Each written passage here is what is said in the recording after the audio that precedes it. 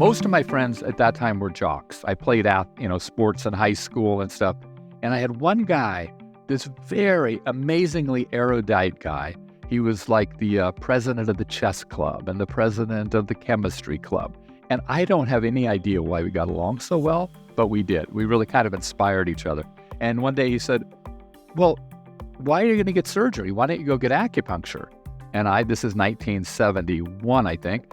And I said, what the hell is acupuncture? And he said, remember the Kung Fu TV series where they stick needles in people? I said, I'm not going to let somebody stick needles in me. He said, oh, yeah. Oh, so you're going to let them take a scalpel and carve up your spine.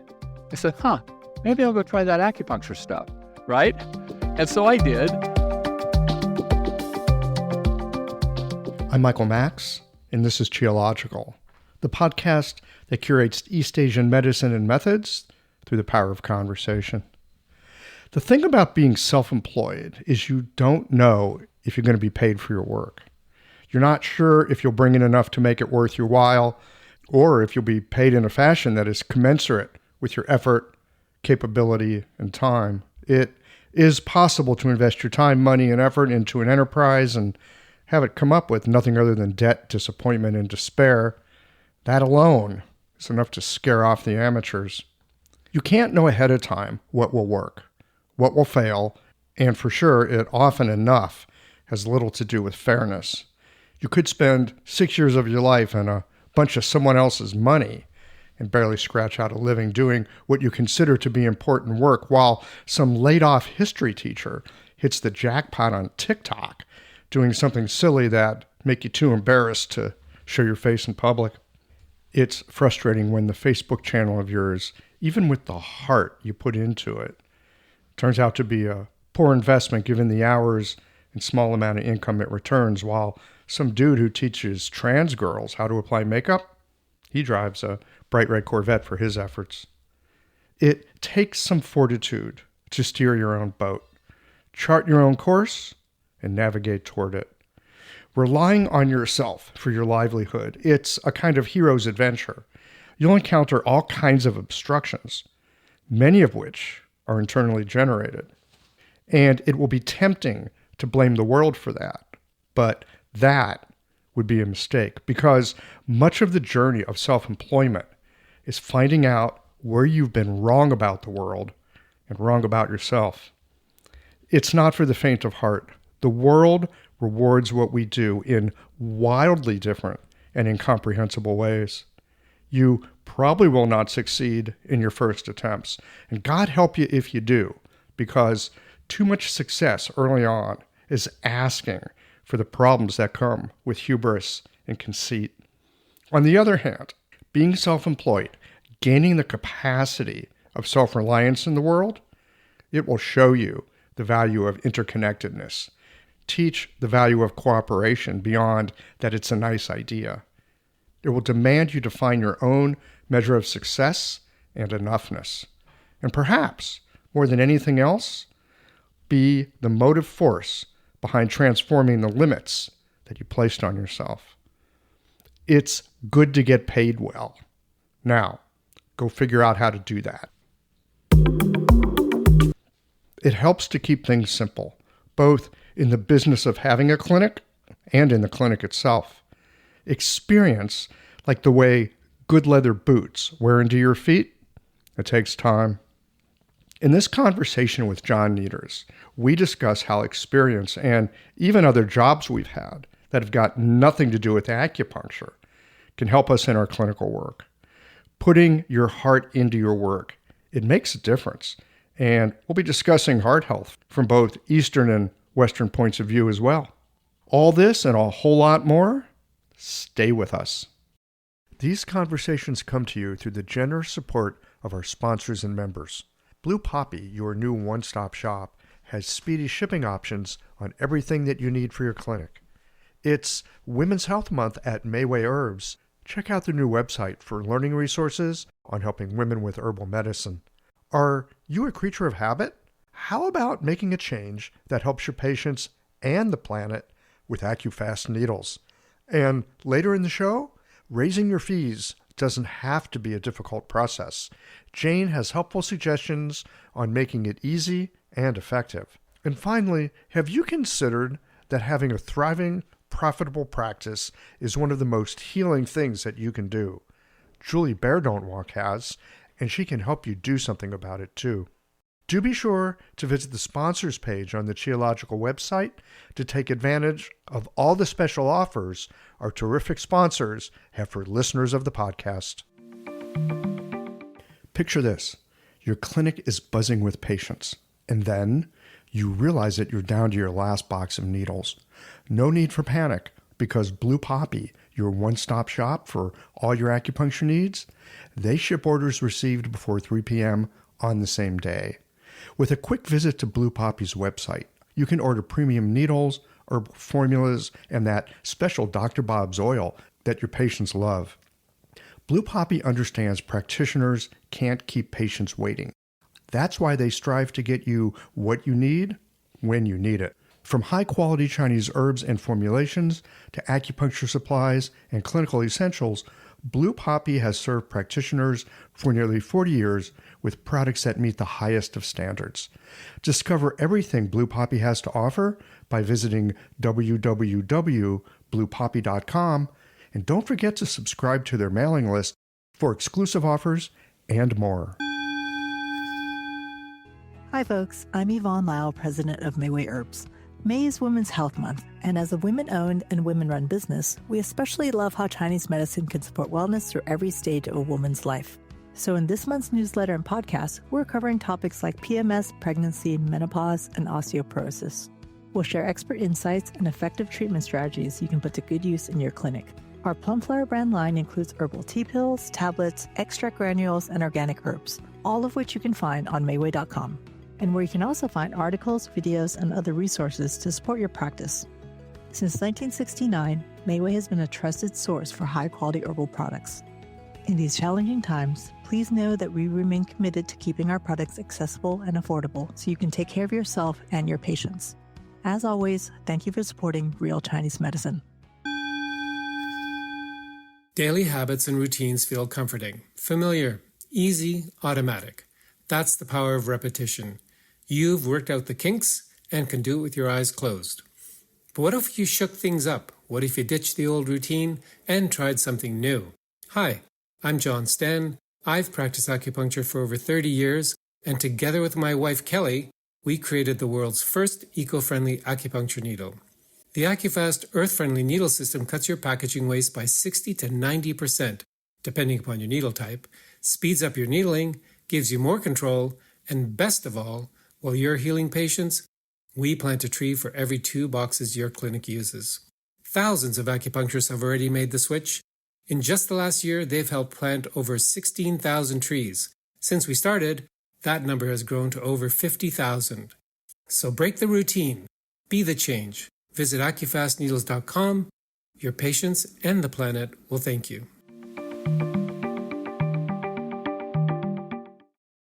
John Nieters, welcome to Qiological.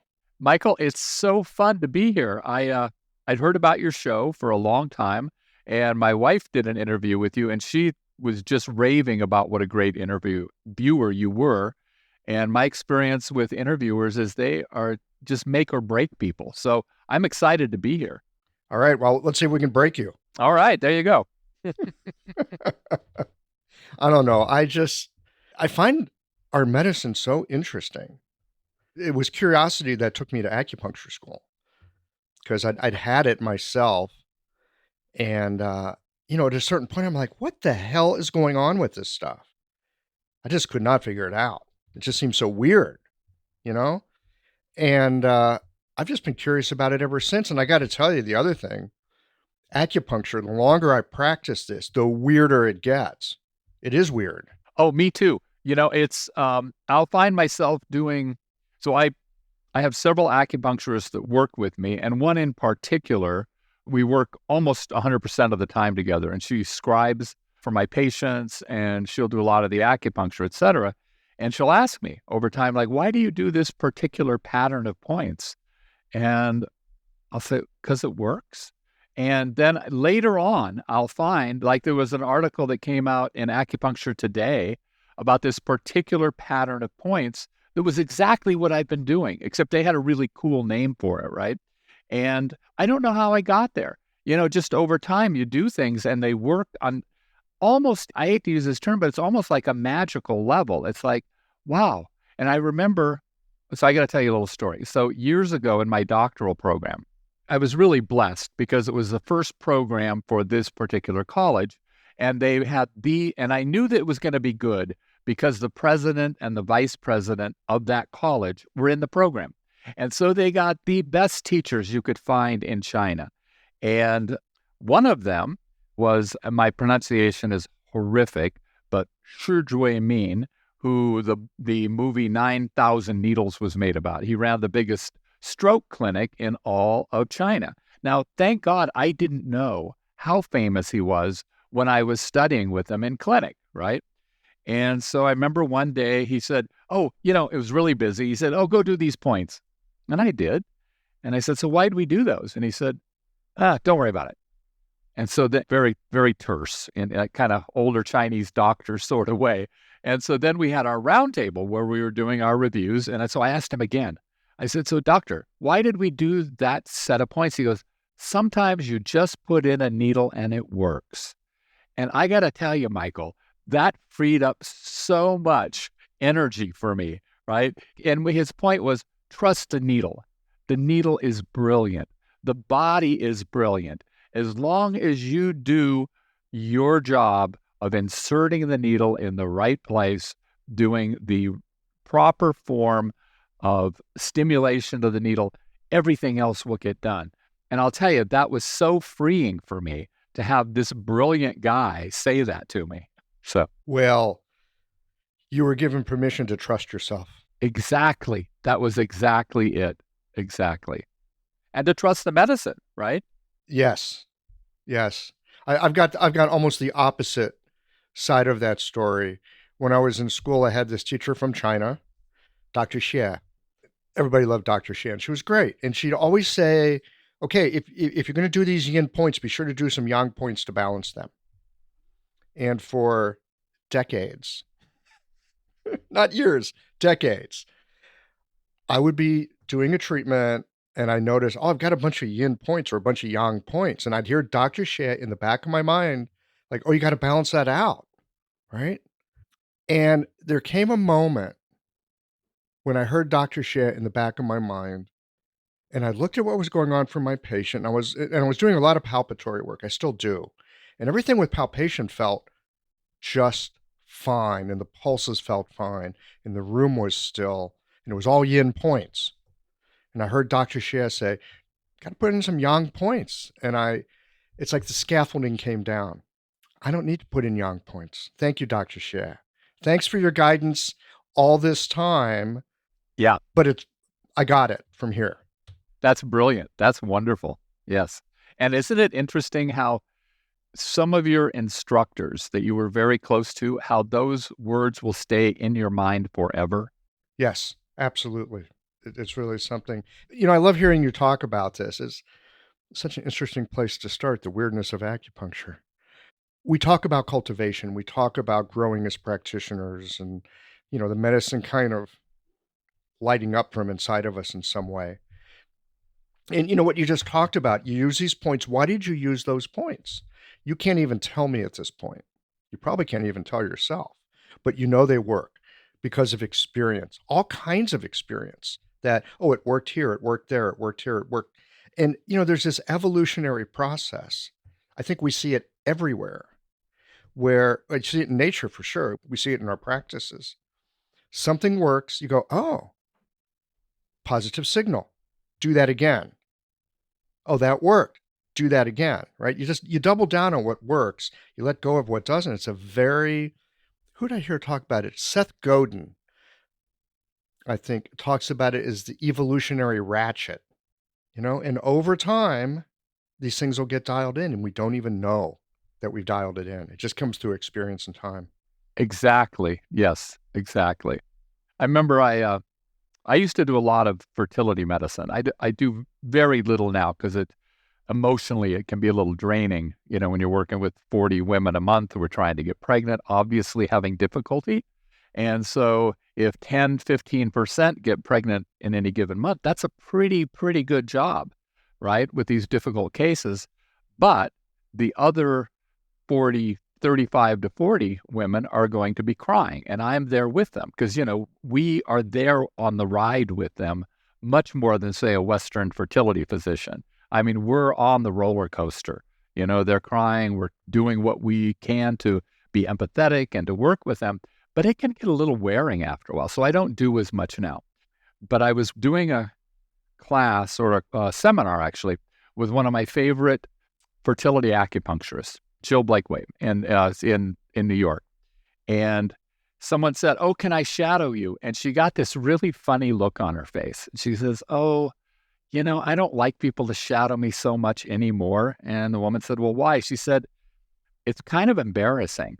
Every year, my herbal medicine, my supplements, my understanding gets more and more sophisticated, but my acupuncture gets a little bit simpler every year. Over the years, I'm finding spleen 6 works every time. So why would I pick a different point?" Is kind of her point, that her repertoire of points actually gets a little smaller over time. Not that she doesn't know how to use every point, but it's just there are points that stand out. And so that was very interesting for me because I was going through the same thing at that point of, oh boy, I don't want anybody to really see the I'm going to call it simple acupuncture formulas that I'm using, right? So anyway, it's, all these little awakenings along the way. Yes, hopefully. That's interesting. I remember when I first got out of acupuncture school and I had a herbal pharmacy, herbs and jars, the whole bit. And I think I had like 100 and just slightly over 100 herbs. And I thought, man, at some point when I know a lot, I'm going to have like 300 herbs. It's going to be awesome. Well, as time goes on, I use fewer and fewer. Yes, exactly. I understand completely. Maybe it's simplicity and, you get kind of effective in a certain way. Maybe it's laziness. I don't know. Again, if something works, I don't question it too much. I just use it. Well, and I look back, I think it was Zhuang Zi who said, all I use is one formula, really, right? I use Lu Wei Di Wang Wan. But of course, when I say Lu Wei Di Wang Wan, I don't actually mean Lu Wei Di Wang Wan. I mean the spirit of it. And then from there, he would create not a lot of different formulas, right? And he was brilliant. It's just a matter of picking the right one. But essentially, he had his one core formula that he loved, and then he would work from there. And I just thought that was brilliant. It makes sense to me. Have you found this as well? You're talking about using point, in a simple way.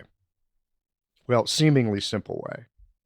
I have found that I end up with personal relationships with certain points. Oh my God. Yes. And I get that with herbs a lot, with formulas. It's bad when people are studying with me in a way. It's like, and I'll say, use this formula, use Wan Shao Dan. Why? I said, because it is the right personality for this patient, right? And the same with the formulas where you develop this I'm sorry, I interrupted you, but it's this incredible relationship with them. Yeah. No, I think that's really true. You can read the indications for a point in a book. You can know the basics that you would use on the test. But over time, it kind of does this, or it shows up here. I didn't expect to see it show up there. And then you look again in a similar situation. Oh, look, there it is again. Right? You just put your hands on people and, wow, look at that. Lung 6. I find I use it all the time. It's very, very curious. Yeah, and I found that there are points that I will start using. Sometimes I know why specifically, and sometimes less so. And then sometimes I will go back and look at the indications or the historical usage of it and go, oh, well, of course. Like I was reading a lot of stuff, that the book on Golden Needle Wang Lei Ting, right? Very famous acupuncturist in China in the early 1900s.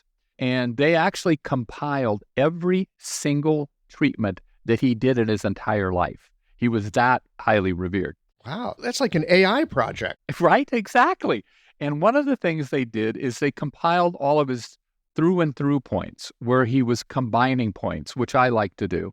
And I saw that he was combining small intestine 5 with heart 7, right? Going through and catching heart 7 from a different angle.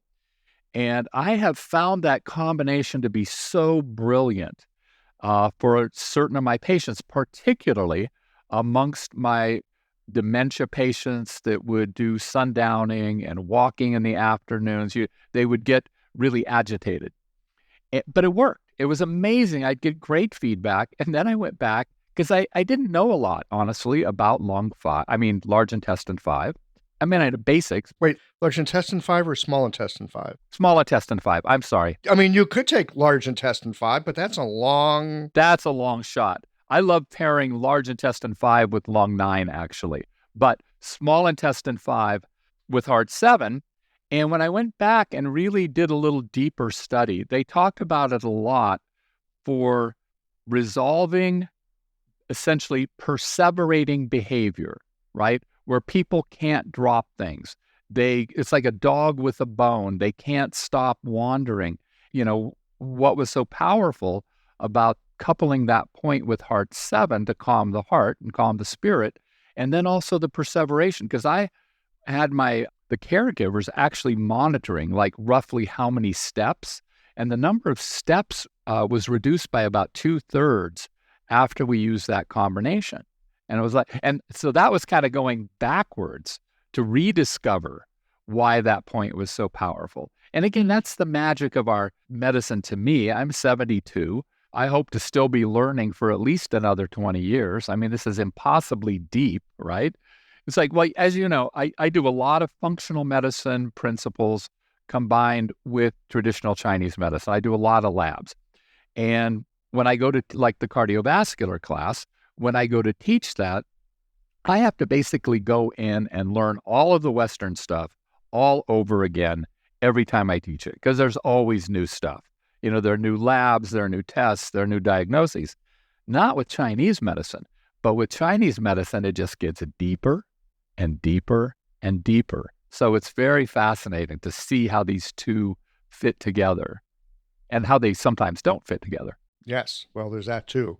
We're going to get into the cardiology thing here in a moment because that's actually one of the things I really wanted to sit down with you and chat about. But before we do, small intestine 5, heart 7, I'm just thinking about that. Well, you just hooked up the 2 fire organs for one. Yeah.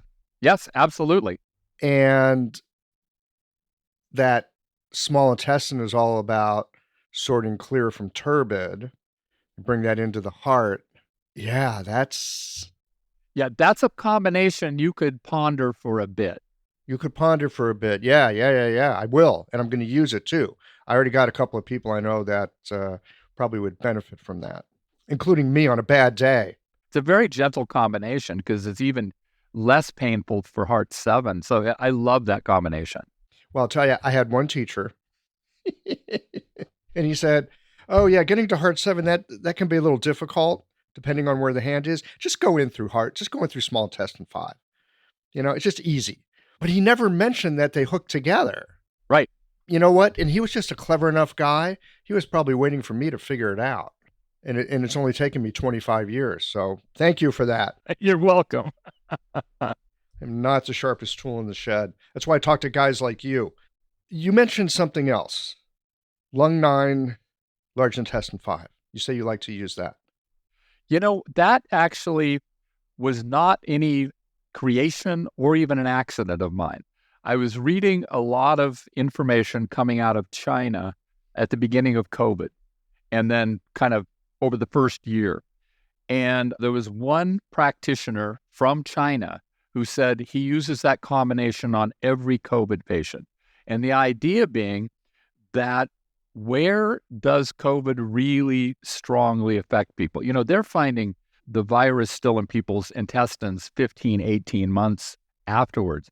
And the Chinese, of course, in order to, at one point, and for certain people, to clear them of COVID, you had to do an anal swab, not an oral swab, Oh my God. right? In fact, it was a big deal, Michael. I had no idea. This is the first I've heard of it. All right. I got to go in for my anal swab. Oh my God. They were trying to force the diplomats, U.S. diplomats in China, to get anal swabs. And it was kind of a big deal. It didn't last very long. And they said, oh no, we're not going for that.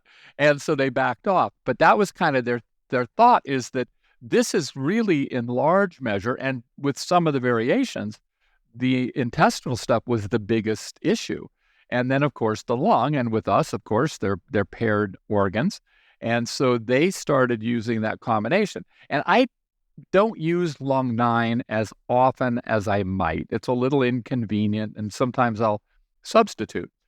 But again, by going through large intestine 5 to lung 9, you avoid easily all the vasculature in there. And so I love that combination. Are you like literally sliding in from the back? Yes, absolutely. I mean, because we forget, you don't, I'm sure, but as new students, we forget that these are not two-dimensional. The body isn't two-dimensional, right? And so you get a lot of new students thinking, well, if I'm going to get this point, I've got to go here. Well, no, there are many ways to hit the point. There are some that are simpler and are better proven, but there are lots, any way you get to that point. And that's what I found with lung 9. You could even get there with an anal swab if you had a long enough swab. Yeah, right? Yeah, check it out. It didn't last very long, but it was kind of a big deal for a while. Do you have any other little duets like that you like to use? Yeah, a few. I like, those are my favorites, actually, by the way, at this point. I love doing liver 3 through to kidney 1. And again, that's for different reasons. But again, kidney 1 can be pretty tender. And I find by going through liver 3 that it's an easier way to treat it. And often those points are really nice to treat together. So I use a lot of that. GB40 to liver 4, I like that. And then from the bladder points through to the kidney points, kidney 3, 4, 5, over to the bladder points, I like those a lot. So those are points I do quite frequently. And then, the base points for Bell's palsy, et cetera, right? Those that most everybody does. Right. What do you like the gallbladder 40 to liver 5 for? Liver 4. Liver 4, sorry. I'm going to tell you why I like it, but oh gosh, I don't remember his name. The guy that does, he's really well known, and for some reason his name's not coming to mind. But he does a 5-element school program. And he writes some beautiful, beautiful articles about the lower gallbladder points and uses them in a very powerful way for mental emotional issues. And his explanation is beautiful. Neil Gumenik. And Neil has some great writings on there. In fact, I've copied them and pasted them. And I'll go back and look at them every once in a while. Liver 4 I like because it's a little less intense than liver 3. I get most of what I get for liver 3, and I find that it really combines well with gallbladder 40. There's just something synergistic about that combination. I honestly don't know if it's because they're on the same level. I don't know what's so brilliant about it, but it's one of my favorites. Well, partly you've got your yin and yang paired organs again coming into play with each other. And, anytime you start bringing extra influences in like that, it seems to me the body just opens up its communication channels more. It does. And I do something that I call a modified celestial tuning fork. Again, there's some of the creative, a celestial tuning fork, they call it, formula. But essentially, it's treating, I'm going to call them the chakras down the front, right? Yin Tong, Ren 22, Ren 17, Ren 12, Ren 4 or 6, right?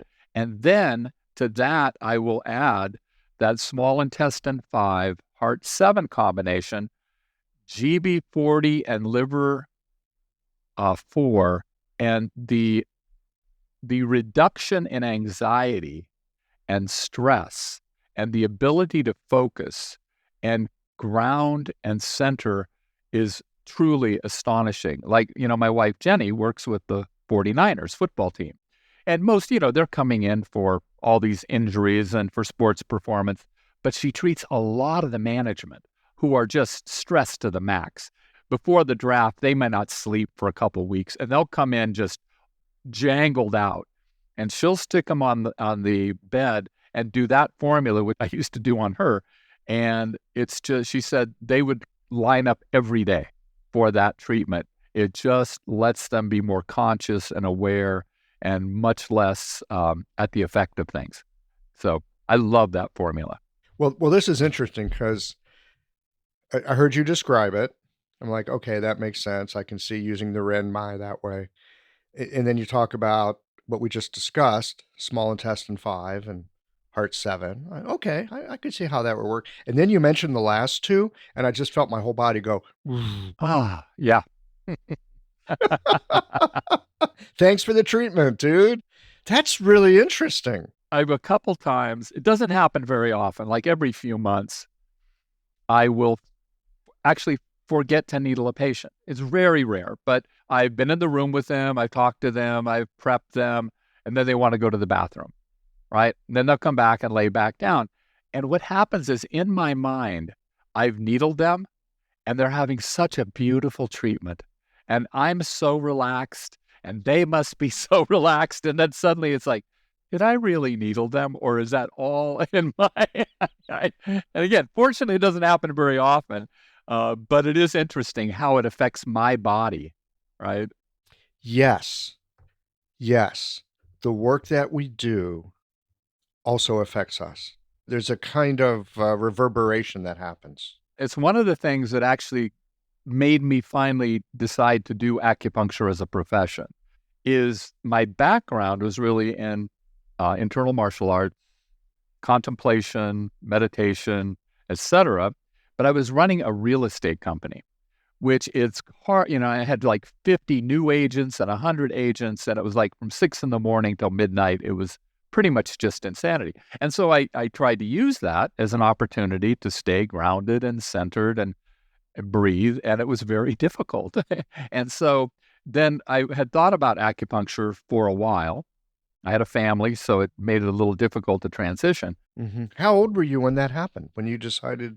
I was in my 40s. Yeah, early 40s. Now, I had started doing Tai Chi, Qigong, herbal medicine in my 20s, and then started teaching martial arts and actually free fighting and a whole bunch of other things like that. In fact, that was one of the things that got me back into, it's so weird, the way we go through life and get directed, I'm going to say. And so I had met my first acupuncturist in the early 1970s. I had been a high school athlete. I went to UC Santa Barbara, became a couch potato, didn't do anything for about 3 months except drink beer and eat, went out for a rousing game of ping pong and blew two discs in my back, right? And of course, I was told by numerous doctors that I had to have surgery. Most of my friends at that time were jocks. I played sports in high school and stuff. And I had one guy, this very amazingly erudite guy. He was like the president of the chess club and the president of the chemistry club. And I don't have any idea why we got along so well, but we did. We really kind of inspired each other. And one day he said, well, why are you going to get surgery? Why don't you go get acupuncture? And this is 1971, I think. And I said, what the hell is acupuncture? And he said, remember the Kung Fu TV series where they stick needles in people? I said, I'm not going to let somebody stick needles in me. He said, oh, yeah. Oh, so you're going to let them take a scalpel and carve up your spine. I said, maybe I'll go try that acupuncture stuff, right? And so I did. And I remember my very first day with this acupuncturist, it was everything that I admire about a human being. And I said, I'm going to do martial arts and meditation, and I become a doctor of Chinese medicine. And again, I had a family and 3 kids, and it just didn't happen at that point. Kind of went through, and then I was teaching free fighting. My teacher was the world martial artists champion in 1978. And at that point, there's a world martial arts championship every weekend. At that point, there were like 2 in the world. And so he won it. And he did it, he said, to prove that contemplation was the most powerful thing and would make you a great fighter. if you wanted to use it that way. And so anyway, so I'm teaching in his school, and it's light contact. We're not trying to hurt anybody, but it's just, practicing light contact. And again, talk about being not the brightest bulb. I had to hear it about 30 times. People would come up at the end of the class and go, "Hey, thank you so much. I feel great." I go, and of course I'd go into my rap. "Oh yes, well you got exercise and you moved around." They go, "No, my shoulder hurt and you hit me like 30 times in my shoulder and now it feels great." And finally the bulb went off. And it's like, well, of course, whatever you need to see and be aware of to hurt somebody is the same thing you need to be aware of to heal somebody, because that's where the problem is. And I was hitting him so lightly and touching him so lightly, it ended up being healing. And that's when I said, I've got to go do something with this. And there were a couple of other kind of instigating factors, but I ended up going back and going to acupuncture school. From real estate to acupuncture. Right? Okay, now I got one more for you. What got me into studying Chinese philosophy is that I was a professional poker player in 1970-71. Okay, so after you were a jock and then, kind of a beer drinking college student, you get into poker. How did you get into poker?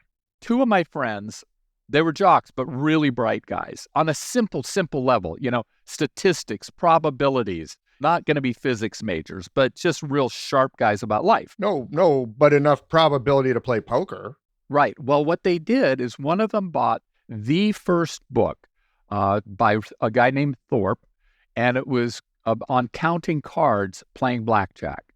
So we all got together, went up to Lake Tahoe, which was the closest place that there was a casino at that time, and started counting cards and playing poker. Well, they kept making more and more difficult. And so, we started wearing disguises, right? Because they would throw you out.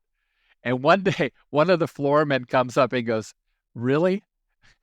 Really? We've got your picture all over the back room. Not one of your disguises has ever worked, and it won't ever work. If you don't get out of here, we're just going to throw you out on your butt," right?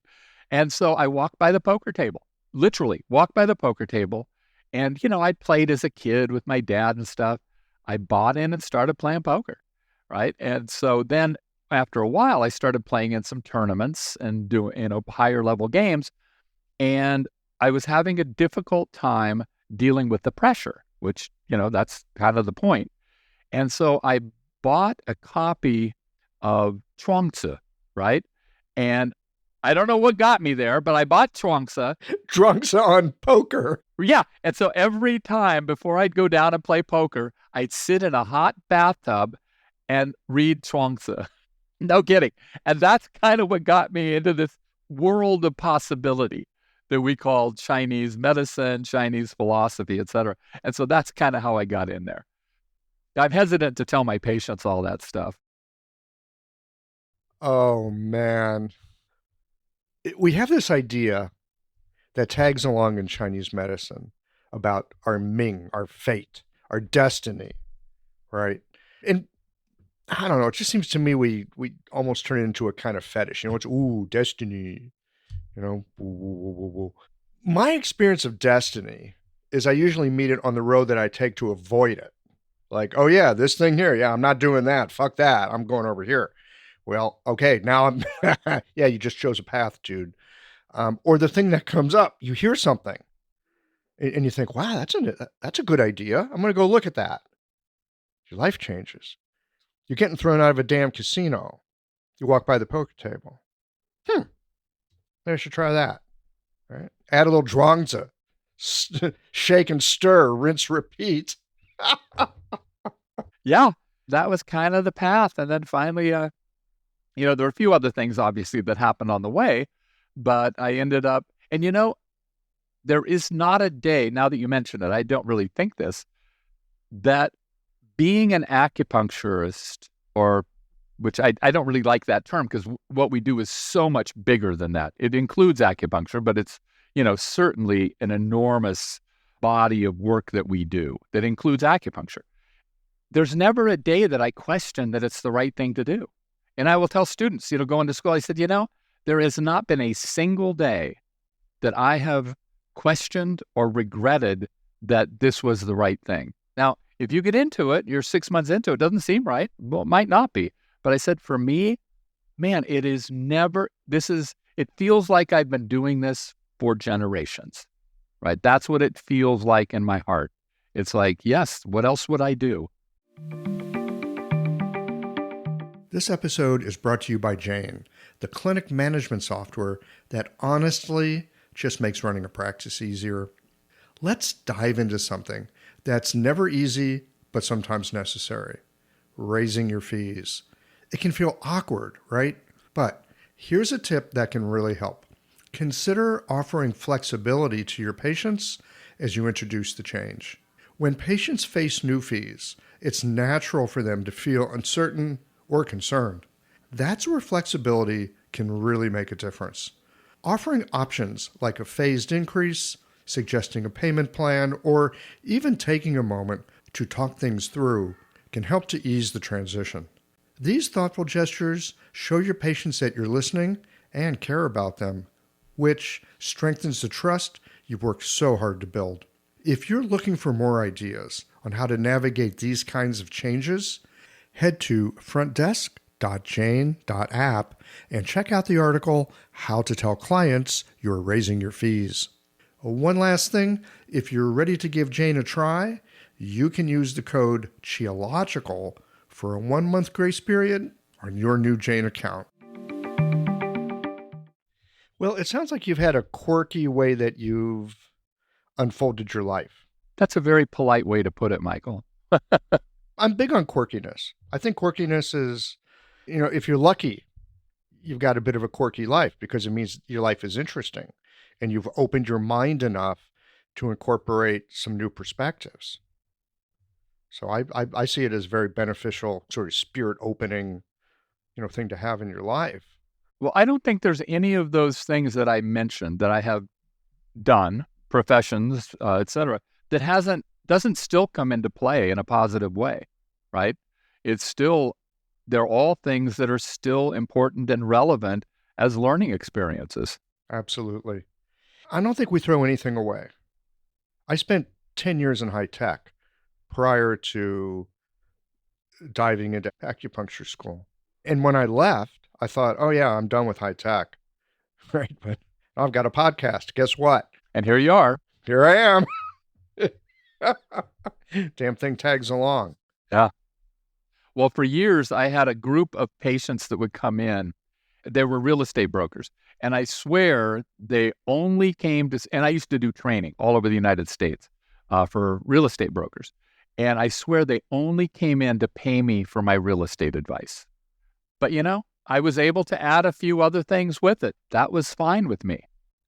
There you go. Yeah. That's fabulous. That's wonderful. Yeah. So I want to switch the conversation just a little bit. One of the reasons I wanted to talk with you is I see that you're doing some courses on cardiology. Right. And, cardiology is a big thing. I mean, most of us, if we live long enough, we're going to have to be a little bit worried about how our ticker is working because it's one of the big things that wears out, right? Oh, absolutely. I mean, you just look statistically at how things are. Yeah. And it seems like we don't have a whole lot in our medicine that really looks at heart health. I mean, we got points in books that talk about this or that. Earlier, you talked about working with fertility. That's a big thing in our profession. Beauty treatments are huge right now. Digestion is big, right? There's a lot of things we use acupuncture for to help with that. But cardiology, we don't hear so much about that. So what took you down that particular path? Well, a couple things. One, I've had heart problems since my 40s, okay? Late 30s probably. And I'm well controlled for the most part with some Chinese herbal formulas, some acupuncture. A few years ago, I was president of an acupuncture college and tried to run my clinic and you name it. And I just got incredibly grossly overstressed. And then I had some more serious heart problems. And so I had to sit down and really take a look at cardiovascular issues for myself, right? I mean, I liked my doctors. I think they're very bright people. Even then, but certainly looking back on it, I really don't think they did a great job. I mean, they kind of did what they did, but there was so much more that they could have done. Just basic diagnostic tests. They ran really expensive diagnostic tests, right? 10 grand a pop, but they didn't run $6 blood tests that they should have been running. What kind of blood tests should they have been running? Oh, like for me, I have gout, okay? And my feet, both of them are pretty arthritic, and I can control it now by doing the right things to avoid gout. I also had kidney stones a few years ago, fortunately, I'm not having any for a few years, again, since I treated myself. But they should be testing my uric acid at least every 3 months. Alexander Haig, a doctor from Scotland in, I believe, 1892, wrote a book on uric acid. And he essentially said that uric acid is the worst thing that you could have that we could test for. He said it's the cause, at least it's concomitant with, but probably the cause of high blood pressure, diabetes, cardiovascular disease, stroke, etc. Nobody ever was able to disprove anything that he said, but everybody forgot about it. And lately, Perlmutter, you've probably seen Perlmutter. He wrote Grain Brain and Oh yeah, David Perlmutter, the neurologist. Yes, and so he recently wrote a book called Drop Acid. Right? And like his first sentence is, if you're a child of the 60s and you're looking, this might be the wrong book for you. But the idea being, he went back to Haig's work and then did his own work. And I tell you, if you listen, and I have it hardcover, but I also have an Audible copy.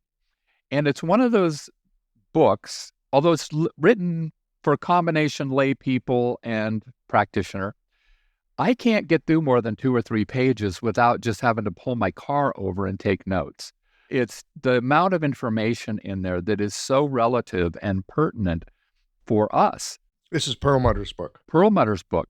And so that was one of the things that inspired me. It's like you've got this basic, I think it's $6 test, right? That you can do as an add-on to CBC, chemistry tests, etc., that gives you so much information. It is mind-blowing. And he pointed out that if you have elevated uric acid, losing weight is nearly impossible because it's it's one of those genes, kind of like sickle cell, which became prominent in certain areas of Africa because it helped protect against malaria, death from malaria. And so overall, it's a bad thing, but in that region where malaria is endemic, it's a lifesaver. Like the sickle cell may kill you when you're 25, but the malaria would kill you when you were 10. So in terms of survival of the species, it's an advantage. And the uric acid, kind of like that. And so you have populations where they've stopped producing significant amount of uricase, which is the enzyme that destroys uric acid, basically. And in those cultures with high uricase, think the Polynesians, right? I played football against a couple of 300-pound, gigantic, muscular Polynesians. Well, almost those entire cultures are devoid of uricase. And think about it. Their culture would travel for months at a time on canoes across the Pacific Ocean. So it became incumbent upon them, their physiology, not to burn fat. And so if you have high uric acid, you don't burn fat. And so when we're looking at things even like diet, but when you're then looking at cardiovascular disease, diabetes, etc., if you don't handle the uric acid piece, you're pretty much doomed to failure. And again, it's not difficult. It's another one of those things that, you have to change your lifestyle a little bit, but knowing what to do is not difficult. Basically, there are certain foods, that you can't eat because they're high purine foods and they cause problems. But once you get that figured out, and now we even have supplements from some of the supplement companies that will directly lower uric acid levels, it's become much easier. Okay, so that was one of the things. In fact, I'm going to put this against a backdrop of I really like my doctor. He's a really bright guy. He's a really nice guy. And I went in a couple months ago for my annual physical, and he said, okay, let's do a blood draw. Now, he knows I've got gout. And I said, so are you going to run a uric acid? And he said, and he knows I have heart issues. He said, oh, I guess we could. I said, yeah, I guess we could, right? And so when I started seeing these things that were not these basic, fibrinogen, another one. Fibrinogen, we know blood clots are primarily formed out of fibrin, right? They create these fibrous bundles that do blood clotting. Well, basically, mostly that's a product of fibrinogen, which is, a chemical floating through the bloodstream, can easily be tested for, again, probably a $5, $6 test. And the higher your fibrinogen levels, the more likely you are to clot. Now, there's a sweet spot, where if you're in this sweet spot, you're going to clot enough, but not too much. Once you get above that, your clotting likelihood goes up dramatically. So again, you run a fibrinogen and you run a uric acid for pennies on the dollar. I find that medical doctors, and again, not functional medical doctors and, or naturopaths, but your typical general practitioner, they tend to look at lab tests in a vacuum. It's like, this one test, what are the ranges? Well, when you take them apart and you look at the matrix, and you create the matrices of these values, there is 100 times more information in there than medical doctors are often looking for, and looking at predispositions, platelets, again, another thing, clotting mechanisms. And there's a sweet spot between 220 and 280. Well, if you look, most of the standard labs will say 400, 450, even 500, up to those levels is normal. Well, once you get over 280, the curve really starts to shoot up. And in fertility, once you get over that level, you see a much higher rate of miscarriage. And I've actually had to print things out to give to my patients. It's like, well, I don't know why I do. And my answer is, I don't know why your doctor's not telling you this, because I don't. Right? Maybe they don't know. Maybe they don't think it's important. I don't know. But I think it's important, and I want you to know about it. And so again, looking at these pretty simple tests, again, if you're going to get a blood draw, you don't even notice that extra half a vial coming out to test those. And again, the cost is incredibly low. So why not do them? And there are a few others, that I highly recommend, but those are probably the big three for people with cardiovascular issues. Okay, wait a minute. I think I just heard you. So we had uric acid, fibrinogen, platelets. Now, platelets is already included. But you want to look at the specific number. So a CBC, a complete blood count, is $7, okay? So it's amazing that, in my mind, that they're not run more often by doctors, but the whole thing is $7, and that includes platelets. And then you've got a few dollar add-on for fibrinogen and uric acid. And so again, helping acupuncturists be aware of that, like these simple things. Also, like with prediabetes, the numbers I don't agree with in terms of the kind of standard numbers. But one of the things is you can't always tell prediabetes from the numbers that doctors are using. So we'll use some other numbers, one called C-peptide, and then we'll measure insulin levels. And that can give you a hint way, way before the hemoglobin A1C and the glucose levels are out of range. And so the first part of the course is what I call bedside. Well, actually, the first part I think is the labs, and looking at what do these mean, like the basic labs, and then a couple like uric acid, et cetera, that you might want to check. And so kind of looking at those issues. Hang on a second. We'll get to that second part. I want to get this before it slips out of my mind, this uric acid thing. Yeah. This sounds like a kind of damp heat. This is like an indicator. Oh my God, give me a high five. It is damp heat. Yes, absolutely. Because what it does, so one of the things I talk about is a topic about endothelial damage, the one cell lining, right, of the blood vessels, and how that gets damaged. Well, we know now, if in any form of semi-alternative medicine, that's really one of the keys. It's what's happening to that endothelium. But what wasn't discovered until the 1960s is there's a lining inside of that called the glycocalyx. And the glycocalyx is this incredible system. I don't know if you can only see it now, but they discovered it with electron microscopes. And it looks like a forest of kelp kind of waving in the wind. And that is what protects the endothelium.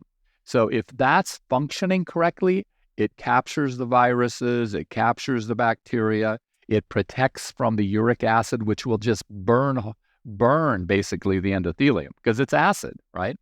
And so it's the protectant. And when that wears away, when that gets damaged, that's when you can get all the negative factors, and then you'll start getting calcium and cholesterol buildup, et cetera. But if you keep that glycocalyx healthy, that'll keep the endothelium healthy, and then you don't have to worry about all that crap, right? One of the things that interested me for a long time is why is it that someone can have, say, a 90% blockage of a coronary artery, and yet all of the other coronary arteries are perfect? So if it were truly just a cholesterol problem, a systemic problem, why wouldn't it affect all the arteries in the same way in the heart? But that isn't generally, I mean, there's some, but I have so many patients who've come in and they'll have a 90% blockage in one artery and all the rest are looking perfect. So that got me to thinking about what's really happening here to damage that. And you're right, it's damp heat. Damp heat. Does your poker playing and capacity to understand patterns play into this? Because we're sitting here and having this conversation. We're taught that, like cholesterol, for example, is a systemic issue. And you bring up, okay, someone's got a 90% blockage in one, pretty much okay everywhere else. Wait a minute. Right? Right? If it's it's like, why isn't it everywhere? John, until this moment and having this conversation with you, I hadn't paused to consider that myself.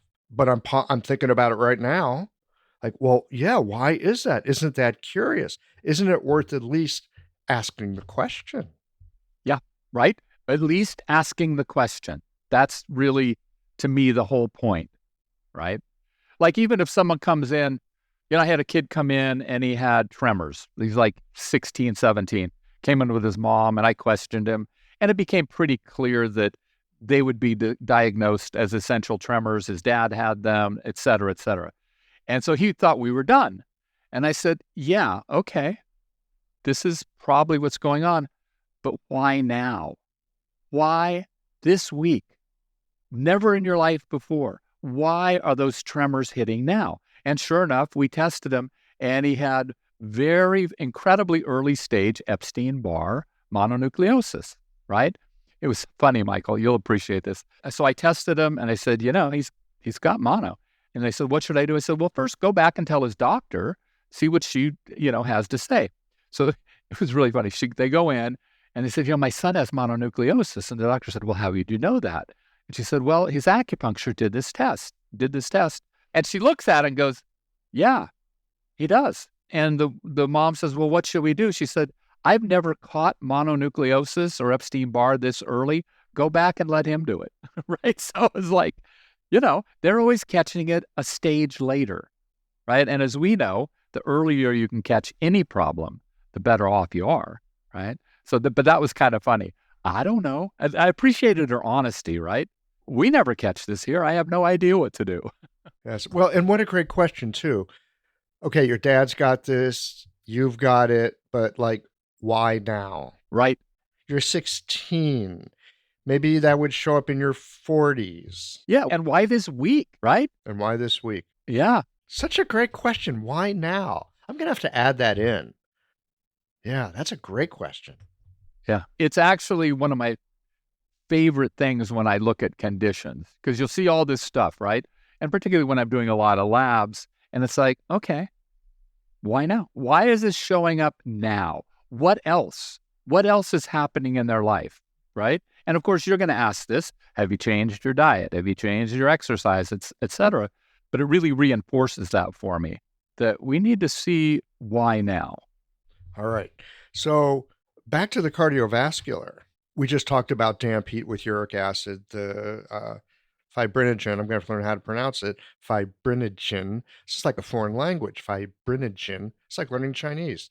Got to say it over 20 times. Fibrinogen. That sounds kind of like a blood stasis sort of indicator. Blood stasis. Sorry, I get so excited, right? I mean, I'm starting now to see some of the kind of talking head functional medical doctors that have websites and are getting information out are now starting to talk a lot. And this is very recent about sticky blood. And we know it's all sticky blood. Jan Desheen with aging and blood stasis, and basically said the proximate cause of illness and death is blood stasis, right? People don't die in diabetes from high blood sugars. That causes their blood to get thick and sticky, but they really die of the blood stickiness or blood stasis problems. So is it back to leeches for us? Well, you haven't met Molly, our little pet leech. Yeah, I'll introduce you if you get to my office sometime. We don't actually use it on patients. We got a couple leeches just to play around with, and they're adorable, by the way. Don't use them on my patients. But have you ever seen any of the videos about leeches being used after hand surgery? I've heard about it. I've not watched it. Mind-blowing, because it's so hard to clear the blood stasis out of the hands because of the microvasculature. And the hand can stay swollen for a very long time, which, of course, opens it up to infection and other problems. 12 hours of leeches, hand looks perfect. Like I said, we just keep them around for pets. They don't bark. It's all good. Yeah, that's right. They're quiet. That's right. They're well behaved. And so, yes, you hit on it. Michael, it's all a blood stasis problem. When I'm going through all of this cardiovascular stuff, I remember I was teaching endocrinology class, and I go through 2 days of endocrinology, and I said, and first, test them for anemia. If they have anemia, just throw everything else here out the window and treat the anemia first. And it's kind of like that with the cardiovascular stuff. It's like, yeah, you're going to do all these tests, you're going to check all this stuff, and check for blood stasis, because that's probably the issue with all of these. But I got to tell you, you know how when you teach, it forces you to go back in and take a deeper dive, right? And so the first part, as I mentioned, is more the labs and a variety of testing. The second part is really the physical exam, which is really quite different what we do in a physical exam. And then, well, let's see, I'll skip the physical exam at this point. But when you're looking at this blood stasis issue, there's so many things that we see that indicate blood stasis. And I don't think we take it seriously enough sometimes when we're new. And one of the things in going back and restudying this, it's like the third part of the course is on more Chinese-based stuff, kidney, heart-yang deficiency, heart-qi deficiency, heart blood deficiency. And it was interesting. I'm doing heart-yang deficiency, and I just it's like, yes, this is death. This is heart attack, right? And I think we kind of underplay that this is the medicine that the Chinese had. And if someone had a heart attack or they had angina, this is the medicine that we used. And because we're not usually treating that severe a case, we tend to overlook how severe it is, like a heart-yang deficiency.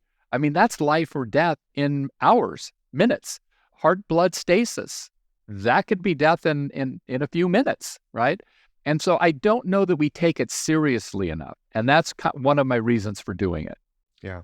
Well, I think in some ways, fair enough, because when people are in an extreme episode, they're not coming to see us, right? They're hopefully in an ambulance on the way to a hospital. That said, I suspect there's a lot that we can do before they land in that ambulance to help them not land in that ambulance. You were talking about that there's things that we can see and attend to, but it's like we see it, but maybe we don't look at it or understand it or see how it might really be involved with the heart. What are some of the things that we could attend to in our clinic that we probably already note, but maybe we should be thinking heart as well? Well, certainly pulse taking.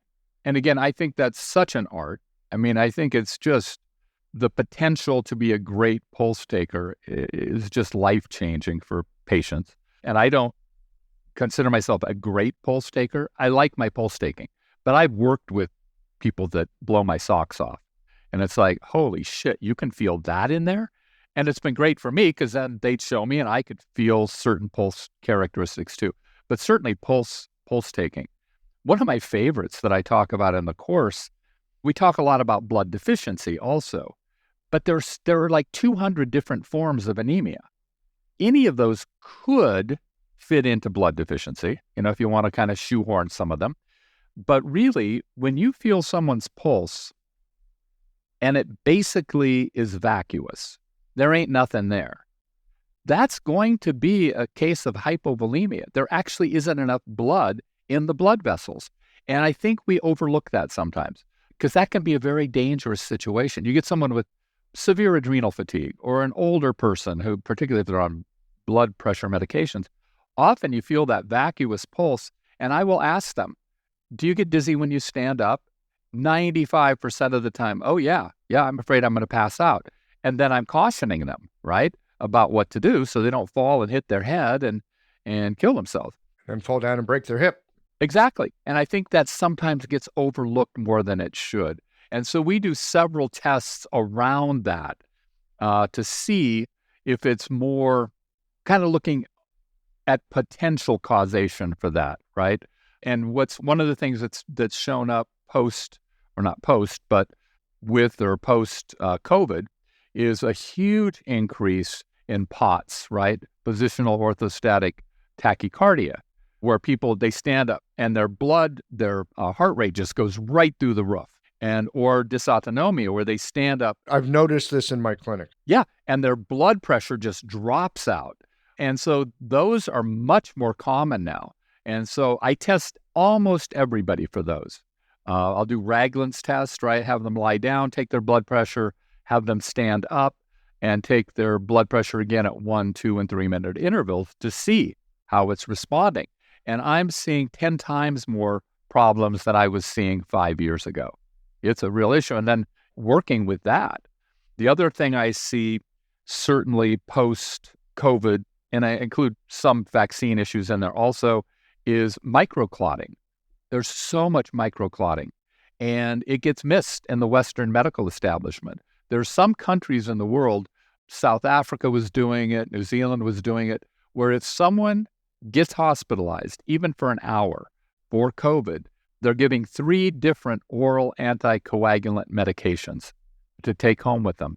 They're usually, if they're in the hospital, they're put on heparin, and then when they're released, they're given 3 other oral anticoagulants. And their readmission rates are dramatically lower than they are in the U.S. And so when I get a patient that's coming in, long COVID, post-COVID, et cetera, I'm really hitting the blood stasis. And, usually you'll see the very significant sublingual vein stagnation, right? Things like that.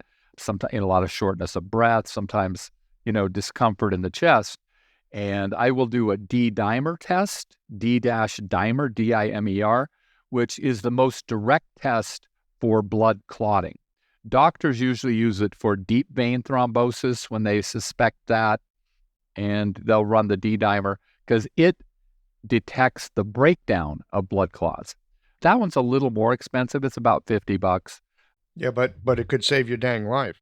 Oh my God, yeah. I've had several patients who, have complained about a variety of different aches and pains in different areas, and I'll do kind of my in-office testing and then send them in for a D-dimer and then say, yeah, you're not flying to New York this weekend. Put it off a week and let's get rid of these blood clots.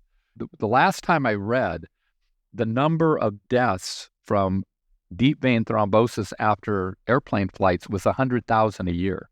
So you don't hear much about that because it would ruin the travel industry, but it's really not that uncommon. And I've had several spouses of patients of mine who passed away actually midair from deep vein thrombosis or after they landed. And so I'm really careful about that. Again, it's an easy test. It's a quick blood draw, about $50, and you can then see. And I had a lot of patients that came to see me from New York early on in COVID.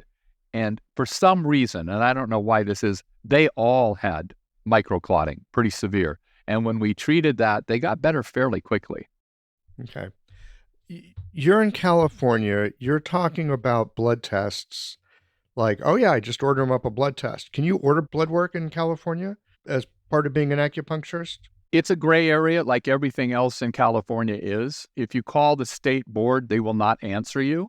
If you read the documentation from the Attorney General, it makes it clear to me that we can and should order blood tests. It says we can order any test that we need to assist with our diagnosis. And they specifically mention blood tests, x-rays, etc. So you can do that. Well, again, we don't know for sure because I have my patients calling the state board and the state board just refuses to give them an answer. How do they get the blood test? Do you send them to their doc or? No, the labs will order it. They assume we can order them. Whereas in other states like New York, et cetera, no, you can't do that. No, I mean, I can't here. Where are you, by the way? St. Louis, Missouri. Hey, all right. There's a John Nieters in St. Louis, Missouri. He's an MD. But when I pull up, check out my name occasionally, it's like, oh, this guy's really sharp. Thank goodness. In St. Louis. Oh, I should probably check him out. If you Google Michael Max, you'll find either me or the game character. There's like computer game Street Fighter dude named Michael Max. All right. Sometimes I'm at the top of the Google, sometimes he's at the top. But anyway, I just want to get back to the blood test for a moment. So it sounds like you can order those, and you do order those for your patients. I'm not able to do that here in beautiful St. Louis, but something that I've found, and this is just, all y'all's out there that might want your patients to get a certain blood test, but you can't order it. There are websites now where any person can go and order their own dang blood work. Yes. And you can just order it because you want it. Oh, yeah. There's lab tests online. There's Life Extension. Yeah. Life Extension's been doing it for a while. Yeah, it's fascinating. They can order their own, but you can't order it. It's all the game. It's a bit of a game. And look, as long as my patients can get the information that they need, I'm happy. Well, yeah. And, Chinese medicine has been treating without that. And I get this discussion with my students all the time. It's like, why do you need that stuff? I say, I don't. Well, you stick me out in the jungle somewhere and I'll get very good results because I do Chinese medicine. And what we do is awesome. It's cool. I said, but I want every edge I can get. Having a thriving, profitable practice is one of the most healing things you can do as a healthcare practitioner. Because a robust business is the ultimate expression of vital qi. And that's the heart of our medicine. I'm Julie Bairdontlock, and I help practitioners grow nourishing, profitable, authentic businesses that embody the generative cycle of Chinese medicine. This isn't about all yang all the time. It's about expanding your own internal capacity, growing collaborative relationships with your patients for ethical patient retention, and marketing as an extension of this medicine, not a necessary evil. You already know that everything is connected in your patients' lives and bodies. The same is true for your business. When we align your systems, your schedule, your pricing, and your offerings with you, we create flow, which means more spaciousness, more impact, and more joy.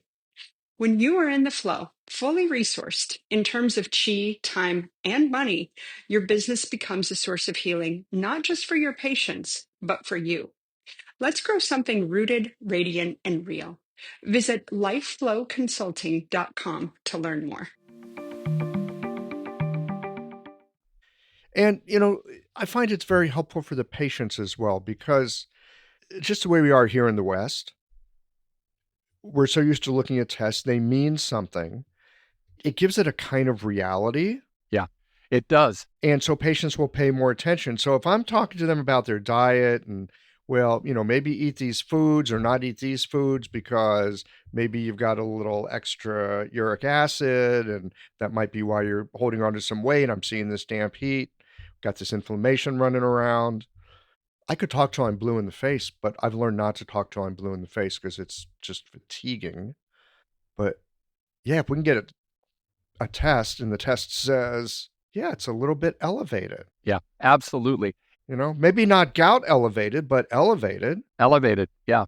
Well, I don't know if you know this, but Catherine and I just published a book called The Sweet Spot, where we actually go through those values. So in functional medicine circles, naturopathic circles, you'll see different ranges than the standard ranges. But I, like I think most people, just kind of accepted those. It's like God said, these are the ranges and I'll use them. And then I got inquisitive. And so Catherine and I went through hundreds of research articles. And then she is very disciplined and wrote everything up. And we've looked at the curves on all of these. Most of them have a U-shaped curve, and there's a sweet spot at the bottom, like hemoglobin A1C for blood sugars. If you're between 5.0 and 5.2, that's perfect. As you start going up or down, right, either way, the mortality increases. And so we published those actual charts, and the research I've gone through and kind of edited and pointed out what I think is important about each of these research studies. And so it's kind of fun now, Michael. It's like my patients say, well, I don't know about this. I said, well, here's our book. Check it out. And they go, oh, you wrote a book?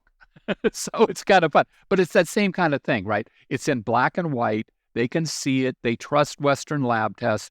And the thing I find as important for my patients, it's important for their spouses and significant others.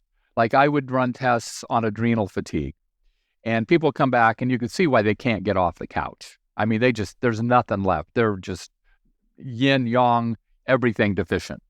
And, but their spouse didn't quite get it. It's like, well, just will yourself through it. So I'd run the labs, which are in black and white, and then their partner could kind of get it. This is normal. This is your wife. She should not ever do dishes for the rest of her life. Hint, hint, right? Give her a break. Yeah. Well, it's helpful too because we as practitioners now have a baseline as well. It's a very objective baseline. We can do whatever treatment we're doing, go back and retest. How do things look? It should show up in the blood. Yes, absolutely. It's exactly the case. And I have patients. So, I'll run that. So how's my fibrinogen now? It's awesome, dude. It's awesome. You can fly, you can do all this stuff. It's great. And so, and it's like, as you know, one of the things wonderful about our practices is people, largely due to our questioning, become much more aware of themselves and of their body and of their health, right? They know they're going to go in and see you, and you're going to ask them questions. How's your sleep? How are your bowel movements? Whatever it is. And so they want to fix those before they come see you. So they become much more aware. And I find that's true with the labs too. It's like, okay, I'm not going to have that dessert because I really want my blood sugars to be in the right range. Yeah, it adds some motivation. I want to come back for a moment to the microclotting, in part because, yes, we saw early in COVID that COVID was causing that.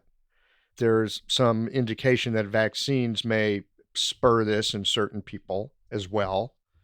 Anytime there's a spike protein around, it can affect the blood to some degree.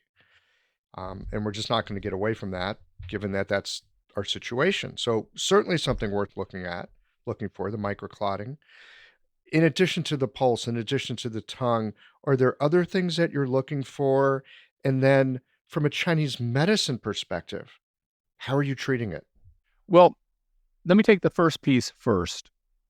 I hear these stories, and I don't know if they were true or apocryphal, of John Zhong, the god of herbalism, walking through the hallway on the way to the emperor, and he looked at one of the emperor's assistants and said, you need to take this formula. If you don't, in 20 years, your hair is going to fall out. You're going to die, right? And what was he seeing? I don't know. They said he had almost X-ray vision. But I find that there are so many signs on the body itself. Again, I don't have that vision. I'm quite clear of that. But there are things that I see that are real tip-offs. On the hands alone, depending on how you divide it up, there are 8 to 10 different indications of cardiovascular problems. My doctors, I'm 72 years old, my doctors have never looked at my hands, ever. I look at everybody's hands, right? Well, first I'm going to look on the back of their hands, right?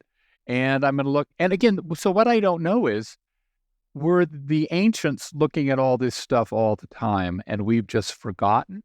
I don't know what they were looking at. And so splinter hemorrhages, people will get little tiny, it looks like a splinter, that's why it's called a splinter hemorrhage, in their nail beds.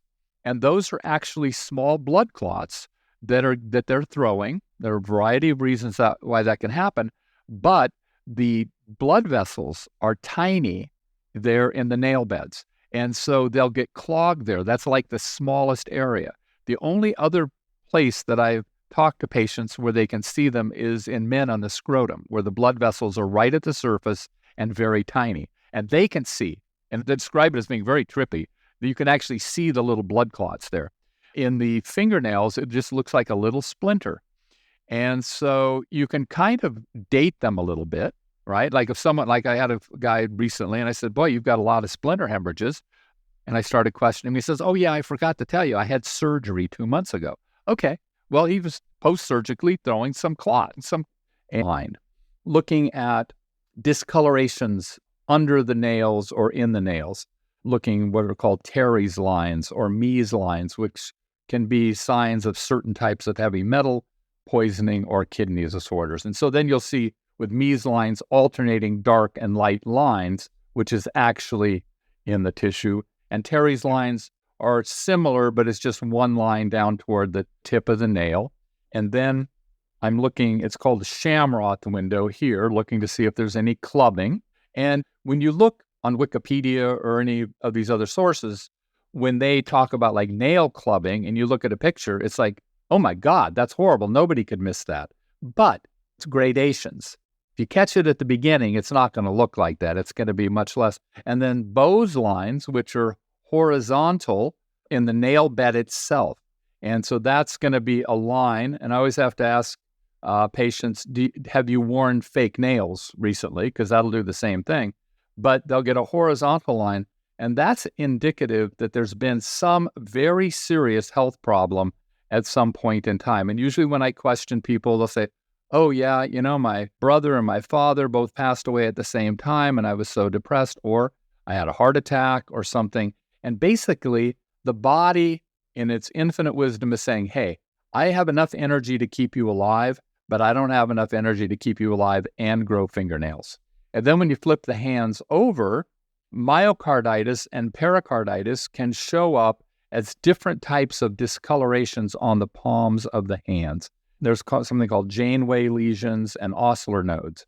And then I'm also going to check, the connective tissue to see, if they're developing any connective tissue there. So those are some of the things that and obviously pale nail beds and all the different color nail beds that we can run into. I will look at the ears. They've gone back and forth, kind of arguing whether having the ear creases were a sign of potential cardiovascular problem. I think the jury has come down on the side that yes, it can be a sign, as well as skin tags and the xanthalasia, they call them, the kind of yellowish white deposits around the eyes.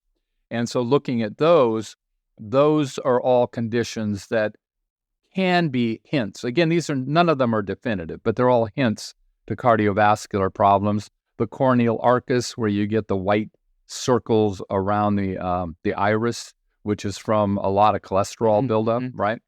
And so just, there are tons of little things that you can look at. Jimmy Chong does a great little video presentation looking at the ear and looking at different locations on the ear for cardiovascular potential stuff. And so I'm not going to talk about that very much, because he does a better job. I look, but I don't explain it as well as he does. All right, that's great having all these different things to look for. One of the amazing things, one of the wonderful things about the kind of medicine we do, we have learned that you can look at the body and the body can really talk to you if you know what you're looking for. And the more you look, the more you can learn to look. And the more that you see, the more it's easier to notice that as well. So those are all wonderful and really helpful. Now, in terms of treating microclotting, what do you like to do? Some of it will depend a little on the severity, but typically I'm going to use proteolytic enzymes, nattokinase, which this isn't obviously what happens, but I consider it like Teflon coating, and it keeps the blood from clotting as easily. It moves better. The Japanese populations that eat lots of natto miso, they live longer, they have fewer cardiovascular risk, et cetera. So it's magnificent. And then I will use serratiopeptidase or serapeptase. They're similar. And that's really the enzyme that silkworms use to burn themselves out of their cocoons. And so, as you know, that silk is stronger than steel by weight. But it's dead. It's dead protein. I did not know it was stronger than steel by weight. Yeah, it's amazing stuff. And so the silkworm wouldn't be able to get out. And so it has an enzyme that it secretes that will only destroy dead protein. If it destroyed living protein, it would kill the silkworm. But so they squirt it on the silk and it just dissolves it. It will do the same thing in the human body with fibrin deposits. Same thing, it's dead protein. And once it becomes a clot, and so the serapeptase will just break it down. I have had patients who had clots, literally, because they had to be sedentary for some period of time from their medial malleolus, their ankle bone, to above their knees on both legs in the saphenous veins, which are very superficial. And they were debating whether to strip them in the hospital or put them on heparin. They didn't know what they were going to do. In the meantime, I put them on nattokinase, serapeptase, and an herbal formula, which was a derivative of shui fu juyu san, that we use all the time. It was strongly derivative, but basically that and some B vitamins, because I determined from their labs that they were B12 and folate deficient, which can lead to blood clotting also. 1 week, they went back, the clots were gone. The doctors, of course, were totally tripped out. And of course, he told them what he did, and they go, yeah, whatever. But this is a miracle. But anyway, it's magnificent, that combination. I have so many patients that I think have it's been a lifesaver for them, including me, because I had severe blood stasis, and now I have almost none. My sublingual veins are 95% clear, and I attribute it to that. Now, what about people that have varicosities, especially lower down? I'm thinking of a number of my patients. They got varicosities like from spleen 6 on down, many like really along the kidney channel. And they're those deep, dark purple. They're small. They're little spidery things, but they're kind of knotted. Yeah, those are scary, actually, to me. And so those are people that I would I would probably try to talk them into using compression stockings, right? Not my favorite thing, but, at least temporarily to keep things moving and not pool there. And then I would probably use pretty much the combination I just mentioned. The other thing is lumbrokinase, which is earth dragon in Chinese medicine. It's the earthworms. Earthworm, yep, Dilong. Yeah, magnificent stuff. Yeah, which is what we use it for. Yeah.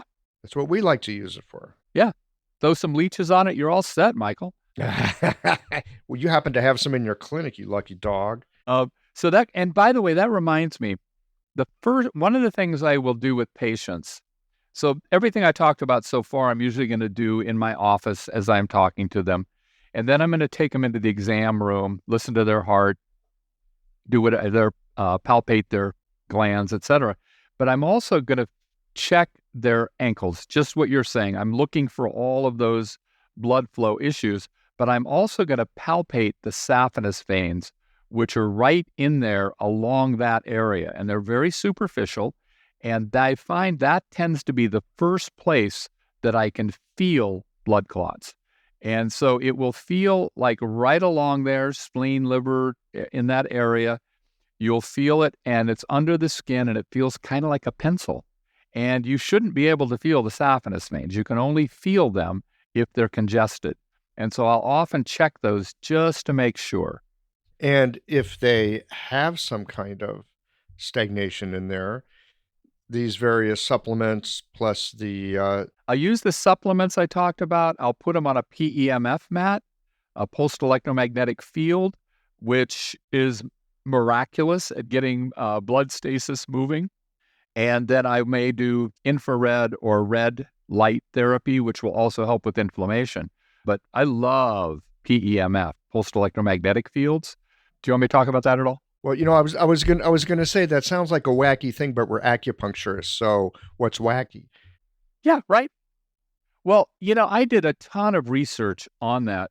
I mean, I don't do research. I read research, right? But I read a ton of research before I really got involved.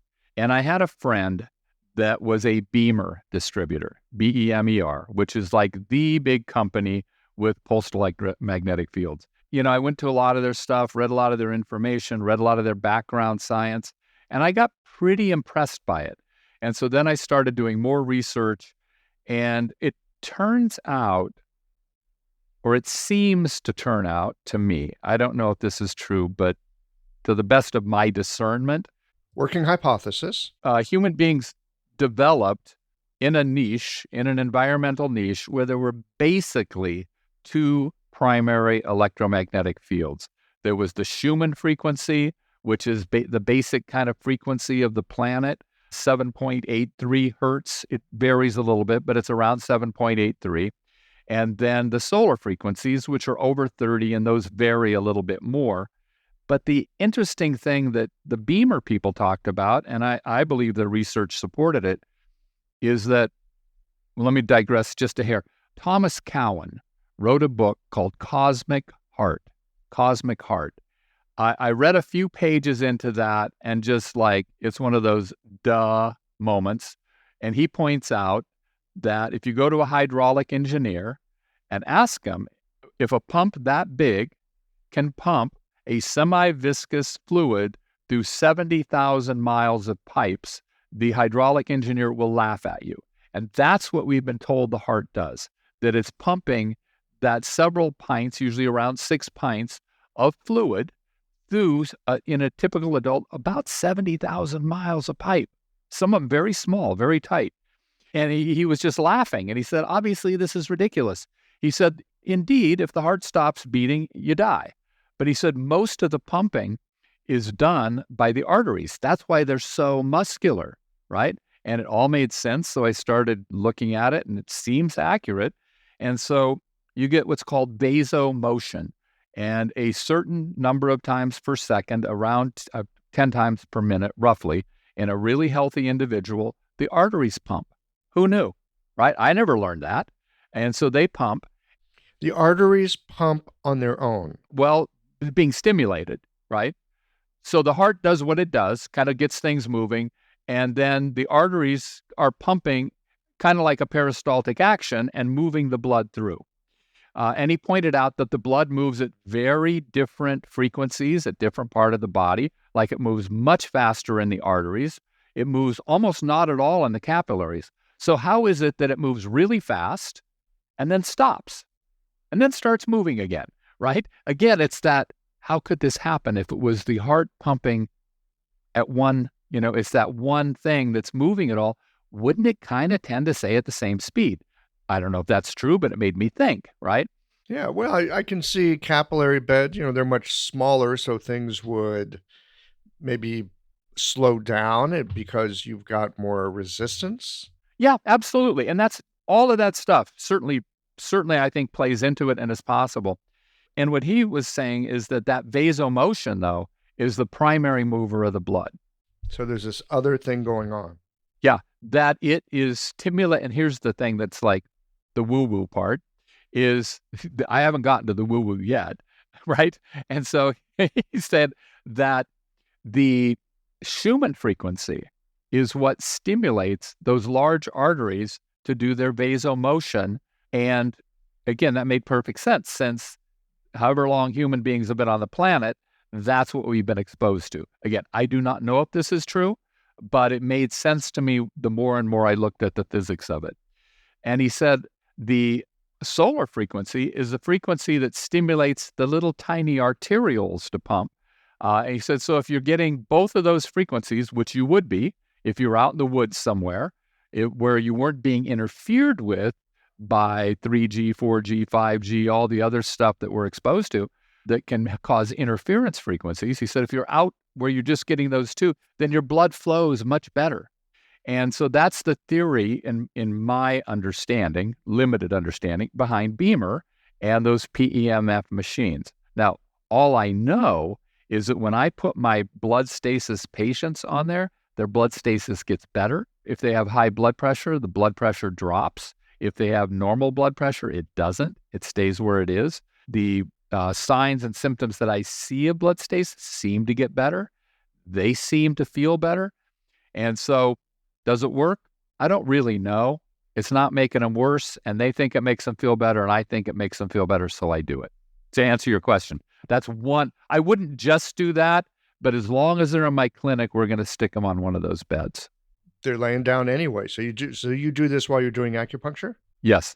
Okay. And it's got a biomat on it, so it's nice and warm, and it's, doing all these groovy things. They love it. They just love it. My only problem, Michael, is in the winter, is getting people to leave. I was going to say they don't want to get off. Can I just stay for another hour? Okay. I got one more thing to ask you. Actually, I got a ton of things to ask you, but we're going to need to land this plane here in a few minutes. I think you mentioned red light. Yeah. Okay. So I want to talk to you just a little bit about this because I recently found out here in St. Louis, there's a company that makes red light beds. Yeah. And I actually paid them a visit recently. It's wild down there. These people are interesting folk. But I don't understand anything about this, other than they're making these beds and, they're keen on it. And, I had one go in it, but, I'm not even sure what to think about it. I think I probably need to have like 10 goes in it before I make any decisions about, does it make me feel different? I don't even know how to begin to think about red light. Well, think about this. We know that one of the most healing things on the planet is sunlight, right? Now, it's also can be quite damaging, but ultimately, there's so many biological processes that are stimulated by the sunlight. And the sunlight is broken down into different frequencies, right? You've got this whole range of frequencies. Right. Most of it we can't see. Exactly. Most of it we can't see. And some people that are way smarter, brighter than I am, claim to have studied this stuff. And there's some pretty, I think, decent research out there at what the different frequencies seem to stimulate. And red light seems to be very good at lowering inflammation. You'll see a lot of the dermatological centers where they're doing facial needling and things like that. Like we have someone in my clinic who does microneedling. So lots of little tiny needles, right? And at the end, people's faces are really red, right? They've got hundreds of needles that have hit them, very shallow. And if you leave them alone, it'll take a couple days for that redness to go away because we get people that have come in from other practitioners. If my practitioner puts the red light on their face, it goes away within a couple hours. So something's happening there. Yeah. Okay. Interesting. So again, there's some pretty good information out there. All right. I'll go continue my experiments with the red light folks down here in Missouri. It's cool. They've got this whole little, they make them here. And I got to tell you, the guy, and he's about your age. He's in his early 70s. And he's a character because, people that work with wild stuff, they're characters. I'm talking to one right now. Yeah, they get buried deeply into the geek world. Yes, they do. And I got to tell you, this guy's skin, he's got the skin of like a 48-year-old, a healthy 48-year-old. It was like, wow, that guy looks really good. So anyway, yeah, I'm doing my own experimentation. All right, great. Well, I want to wind this down, but I got this new thing I've been doing to wind it down with, just kind of like a palate refresher after having had a nice tasting of different flights of wines. We're going to do a little lightning round.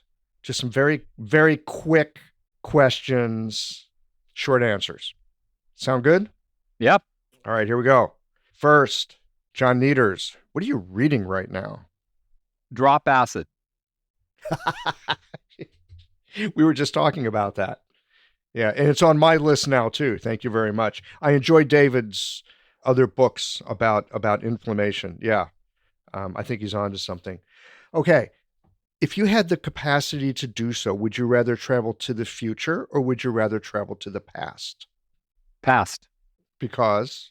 I'm blown away by what was known in medical fields in particular, I'm thinking of. And I would love to see how these brilliant practitioners practiced.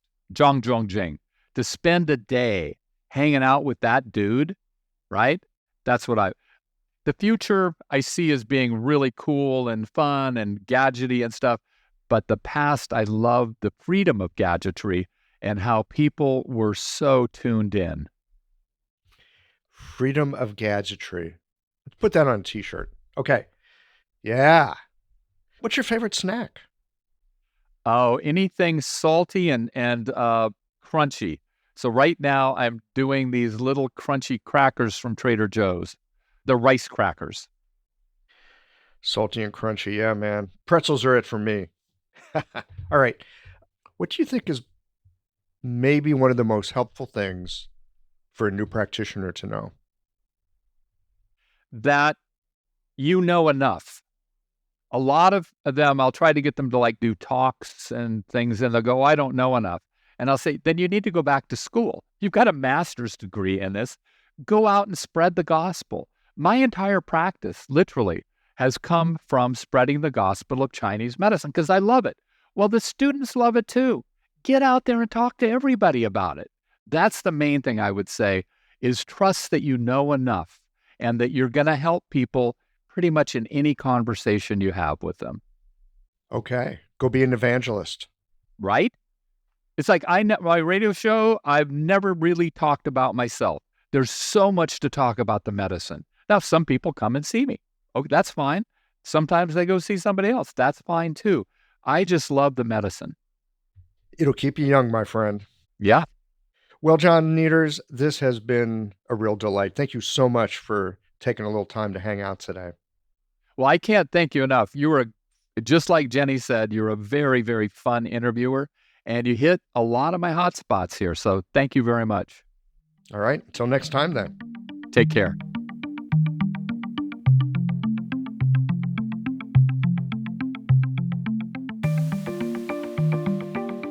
John is of the age that, of course, he had a career before finding his way into acupuncture, which means he brings along other skills and perspectives to the endeavor of medicine. Medicine is more than a keen diagnosis and competent treatment. It helps to be able to discern anomalies, keep your cool in a moment of anxiety-producing pressure, and have a mind that has the ability to stay flexible and open in the midst of routine and protocol.